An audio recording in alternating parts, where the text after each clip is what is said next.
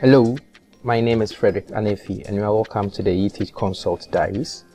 Today we want to look at one of the Excel functions, that's the advanced filter. Assuming you have a data where you have date, items and sales. So this particular data is a data from a small shop where the shop sells shirts, teddy bears, skirts and shoes and watches. And these are the sales values for each date. So assuming the boss comes in and say, fine, I want to know all the sales above 500 Ghana cedis for shirts and watches. Normally what we will do is to really filter this data. So we select the headings of our data, we go to filter, and then they will select shirts and watches.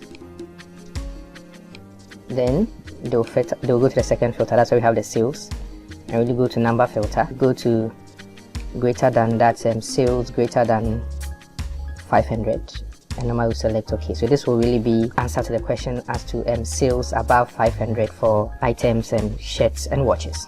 And normally we want to do that where the data will not be filtered. How do we go about it? That's when we use the advanced filter.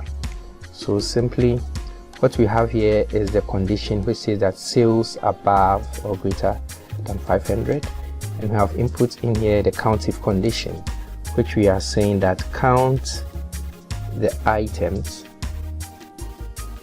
then we block it within, so that will be the range, and the criteria is when it's really shared. So when we use the advanced and filter, it will go through the items and select the range or the items we are really looking for. Then we close our parentheses, we enter. So in solving our problem, we will just copy the headings of this, just paste it somewhere here.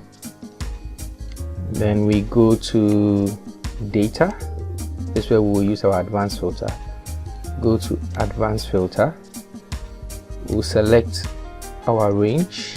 So we go to copy to another location, we go to list range, so we select our range, that's including the headers. Then we go to the criteria range. The criteria range we are referring to is the condition, so we select the condition. Then where we want to copy to, we select our headers here, then we click on OK. Voila, you can see that it has really filtered out or populated shirts and watches which are above 500 Ghana cedis. So you can see shirts for this particular date was above 500, watches for this particular date above 500. So you can see all populated. You can change the condition or change, maybe for one which is quite visible, let's particular watch was less than 500, so let's change it to, let's say 501, and test it again whether it's working. So we go to advanced filter again, we go to copy to another location. I think this range has selected the range already. The criteria range is also selected.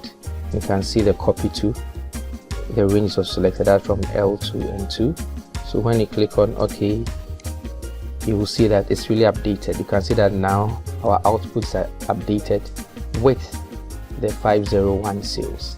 Thank you very much, and continue to follow us on this page, eTeach Consult, and have a wonderful day.